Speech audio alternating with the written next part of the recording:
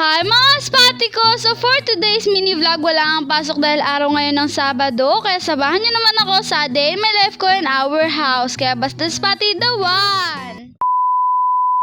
Ayan nga po yung mga 7 AM at ayan nga po tinanghali na akong gumising. Pero okay nga lang naman talaga dahil wala naman akong hahabuling oras at wala naman ngayong pasok. At ang gagawin ko naman nga po pala for today's video ay pupunta nga po pala ako ngayon sa bukid. Pero bago nga po pala ako pupunta ay maglilinis nga po pala ako dito sa bahay bago alisan. Kaya ayan nga po, sinuklay ko na nga yung buhok ko at inayos para hindi makaabala sa aking gagawin at in-apply ko na nga yung aking mga hairstyle. Huy! At dito na nga po pala ako nagsimulang maglinis sa kwarto at ayan nga po inayos ko na yung aking higaan. Gawa ng aalisan kung malinis eh babalikan ko pa rin malinis. Di tulad niya na matagal akong pinagtiis. Char!